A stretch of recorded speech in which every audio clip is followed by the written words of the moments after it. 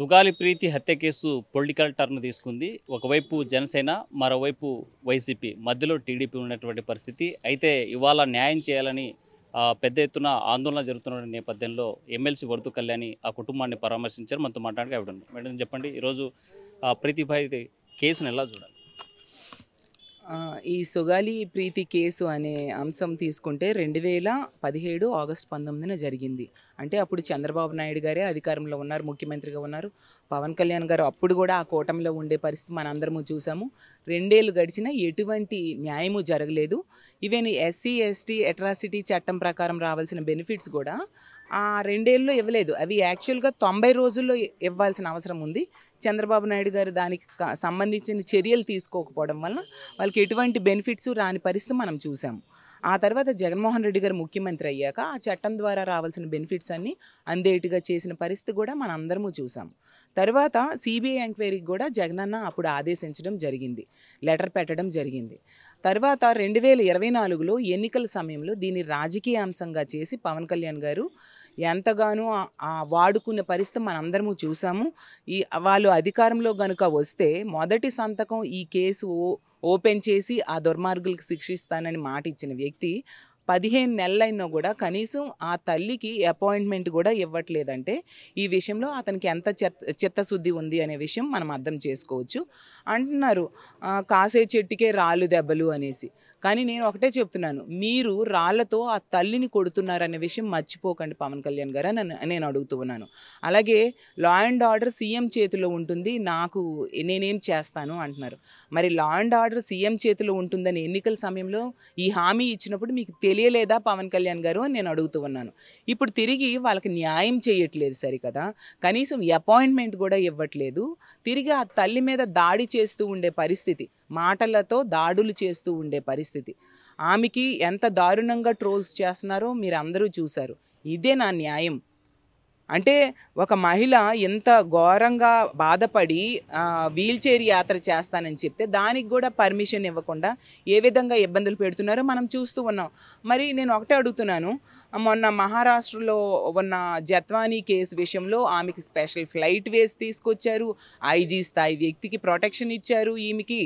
అలాగే తీసుకుంటే ఆమెకి లాయర్స్ పెట్టారు, అన్ని రకాలుగా అంత సపోర్ట్ చేశారు కదా. ఒక గిరిజన బాలిక ప్రాణానికి విలువ లేదా అని నేను అడుగుతూ ఉన్నాను.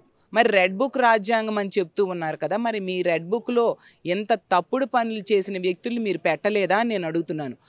వాళ్ళ తల్లిదండ్రులు చెప్తూ ఉన్నారు, మీ మంత్రుల దగ్గర ఈ పని చేసిన వ్యక్తులు ఇప్పుడు తిరుగుతూ ఉన్నారు అనేసి. అంటే ఇలాంటి తప్పుడు పనులు చేసిన వాళ్ళకి మీరు ఎంతగా ఎంకరేజ్ చేస్తున్నారు అనే విషయం కూడా ఇప్పుడు మనకు అర్థమవుతూ ఉంది. ఇంత దారుణమైన పరిస్థితులు ఈ రాష్ట్రంలో నెలకొని ఉన్నాయి. పవన్ కళ్యాణ్ గారికి ఒకటే కోరుతున్నాను, ఆ తల్లి కోరుకున్నట్టుగా సిబిఐ ఎంక్వైరీ కానీ సిట్ ఎంక్వైరీ కానీ వేయండి. మీరు కేంద్రంతో ఎలియన్స్లో ఉన్నారు, మీ ఎంపీలు కనుక మద్దతు ఉపసంహరించుకుంటే కేంద్ర ప్రభుత్వమే కూలిపోతుంది. కాబట్టి మీరు కేంద్రం మీద ఒత్తిడి తీసుకువచ్చి వెంటనే సిబిఐ ఎంక్వైరీకి ఆదేశించండి. నిజంగా సాక్ష్యాలు తారుమారైపోయాయి అని చెప్తున్నారు. ఎప్పుడు తారుమారయ్యాయి? మీ గవర్నమెంట్ టైంలో 2017 నుంచి 19 మధ్య సాక్ష్యాలు తారుమారయ్యాయి. మరి మీరే అధికారంలో ఉన్నారు కదా, ఎంక్వైరీ చేయండి. ఎవరు తారుమారు చేశారు, ఏం జరిగింది అనేది ఎంక్వైరీ చేయండి. ఎందుకు చేయట్లేదు? అసలు స్పందించట్లేదు, లైట్ తీసుకుంటున్నారు. కాబట్టి ఎప్పటికైనా ఈ కేసు విషయంలో స్పందించండి. ఆ తల్లికి అపాయింట్మెంట్ కనీసం ఇవ్వండి. ఆ తల్లి ఆవేదన ఎన్నికల టైంలో వినడం కాదు, ఇప్పుడు వినండి మీరు అధికారంలో ఉన్నప్పుడు. అలాగే ఆ కుటుంబానికి న్యాయం చేయాల్సిందిగా మేము డిమాండ్ చేస్తాం. జరగాల్సిన న్యాయం అంతా జరిగింది, నేను ప్రశ్నిస్తేనే రోడ్డుపైకి వస్తేనే అవన్నీ ఇచ్చారు, ఇంకేం న్యాయం కావాలని పవన్ ప్రశ్నించే పరిస్థితి. మరి ఆ పని చేసిన వాళ్ళకి శిక్షించరా? ఈవెన్ పోస్ట్ మార్టం రిపోర్ట్లో కూడా క్లియర్గా అక్కడ అత్యాచారం జరిగింది అని ఉండడం జరిగింది. మరి మీరు ఎందుకు దాని గురించి ఎంక్వైరీయే చేయట్లేదు? ఇంతకీ న్యాయం జరిగింది జగన్మోహన్ రెడ్డి గారి వలన, వీళ్ళ వలన కాదు. నిజంగా ఇతని వలన న్యాయం జరిగితే ఆ సంఘటన జరిగి 2 ఏళ్ళు వీళ్ళ గవర్నమెంట్ ఉంది, అప్పుడు మరి చంద్రబాబు నాయుడు గారు చేయలేదు కదా. అంటే వీళ్ళ వలన అది జరగలేదు. జగనన్న తన చిత్తశుద్ధితో వాళ్ళకి న్యాయం చేయాలని ఆ చట్టం ద్వారా రావాల్సినవన్నీ వచ్చేట్టుగా చేయడం జరిగింది. కాబట్టి ఎప్పటికైనా తప్పుడు మాటలు, తప్పుడు అభియోగాలు మాట్లాడి ప్రజలు మభ్యపెట్టడం కాకుండా నిజాలు మాట్లాడండి అని మేము డిమాండ్ చేస్తాం. జగన్మోహన్ రెడ్డి సీఎంగా ఉన్నప్పుడు సమగ్ర దర్యాప్తు ఎందుకు చేయించలేకపోయారు? చేశాము కాబట్టి సిబిఐ ఎంక్వైరీకి రాయడం జరిగింది. సిబిఐ ఎంక్వైరీ అనేది కేంద్రము అనుమతి ఇవ్వాల్సిన పరిస్థితి. ఏమంటే ఇప్పుడు పవన్ కళ్యాణ్ గారు చెప్పారు ఎన్నికల టైంలో అదేదో లాకర్‌లో పెట్టేశారని. మరి మీరే అధికారంలో ఉన్నారు. కేంద్రంలో కూడా మీరు ఎలియన్స్‌లో ఉన్నారు. మరి ఆ లాకర్‌లో ఉన్నది తీయాలి కదా! తీసి సిబిఐ ఎంక్వైరీకి ఆదేశించేట్టుగా చేయాలి కదా! మాట్లాడితే 10 సార్లు ఢిల్లీ వెళ్తారు.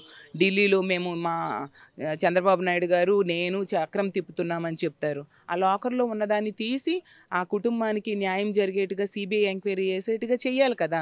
చేయకుండా ఎంతసేపు తప్పుడు అభియోగాలు చేస్తూ, మభ్యపెట్టే మాటలు చెప్తూ తప్పించుకుందాం అనుకోవడం ఎంతవరకు సమంజసమని మేము అంటే అడుగుతున్నాం. కేవలం రాజకీయంగా బురద చల్లేందుకే ఇప్పుడు వైసీపీ ఈ అంశాన్ని నెత్తినెత్తుకుంది. అందుకోసమే ఈరోజు రాజకీయం చేస్తుందని కూటమి ప్రభుత్వం చెప్తుంది. ఇప్పుడు నేను మాట్లాడిన దానిలో ఎక్కడైనా ఒక అబద్ధం గాని, ఒక తప్పు గాని ఉందా అని నేను అడుగుతూ ఉన్నాను.